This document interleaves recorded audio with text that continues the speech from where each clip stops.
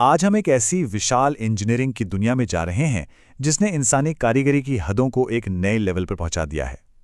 हम बात करने वाले हैं दुनिया के सबसे बड़े और सबसे ज्यादा पर्यावरण अनुकूल कंटेनर शिप के बनने की कहानी के बारे में। जरा सोचिए, एक इंजन नहीं, एक पूरी 6 मंजिला इमारत के बराबर का इंजन, इतना बड़ा कि उसके अंदर कर्मचारी आराम से चल फिर सकते हैं। ये सिर्फ एक पुर्जा नहीं है, ये इस जहाज का धड़कता हुआ दिल है। और इसकी लंबाई का अंदाजा है?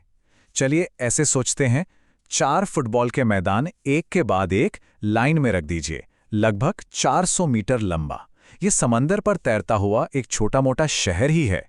और वजन की बात करें तो जब ये जहाज बिल्कुल खाली होता है ना, तब भी इसका वजन 70,000 टन होता है, मतलब करीब 7 एफिल टावर के बराबर। और ये तो तब है जब इसमें एक भी कंटेनर नहीं रखा है। तो सबसे बड़ा सवाल यही उठता है कि आखिर इतनी बड़ी, इतनी विशाल मशीन बनाना ये मुमकिन कैसे हुआ। चलिए इस पूरी प्रक्रिया को जरा करीब से समझते हैं। आज की तारीख में दुनिया का 90% व्यापार समुंदर के रास्ते होता है।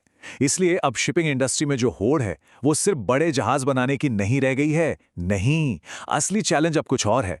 ऐसे जहाज बनाना जो स्मार्ट हों, ज्यादा कुशल हों और सबसे जरूरी हमारे पर्यावरण के लिए बेहतर हों।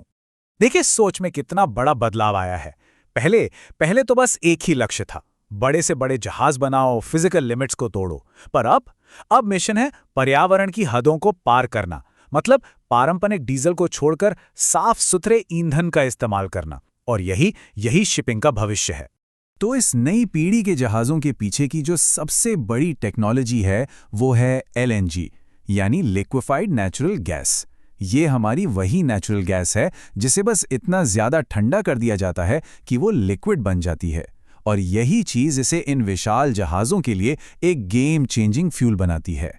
और फर्क देखिए, पुराने ईंधन के मुकाबले एलएनजी सल्फर डाइऑक्साइड को 99% तक कम करती है, हवा में प्रदूषण फैलाने वाले कणों को 91% और कार्बन डाइऑक्साइड को 20% तक कम करती है। मतलब समुद्र के प्रदूषण को कम करने के लिए ये एक बहुत बहुत बड़ा कदम है।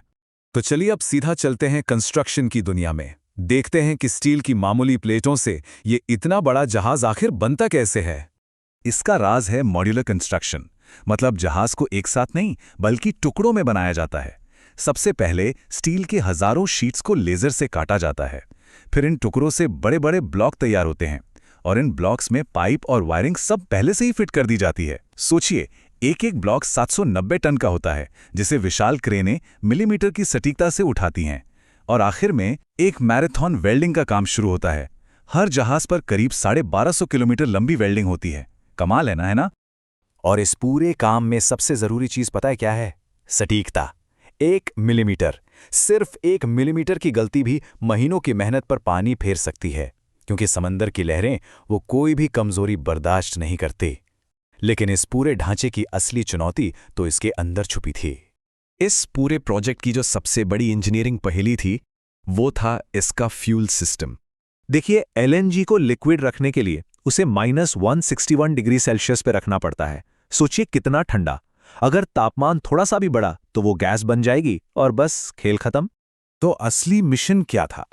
मिशन था जहाज के अंदर एक बहुत बड़ा थर्मोस बनाना, इतना बड़ा कि उसमें 6 ओलंपिक साइज के स्विमिंग पूल समा जाएं। मतलब ये सुनने में ही नामुमकिन लगता है ना?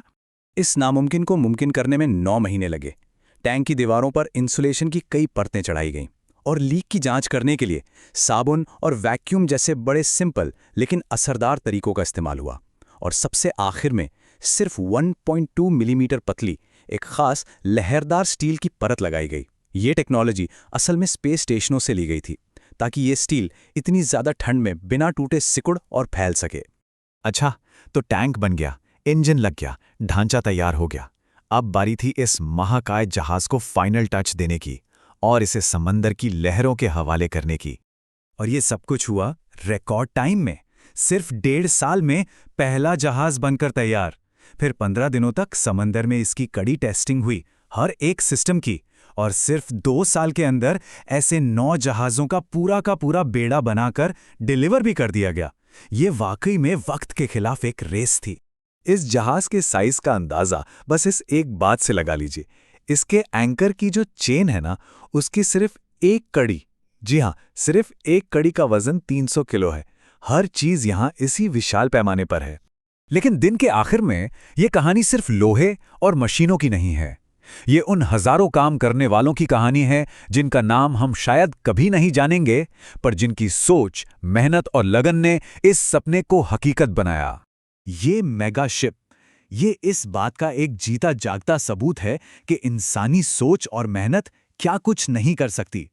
स्टील के पहाड़ों को समंदर में तैरा सकती है, और वो भी पहले से कहीं ज्यादा साफ सुथरे तरीके से। अब सोचने वाली बात यह है कि ये भविष्य के लिए और क्या-क्या नए रास्ते खोलता है।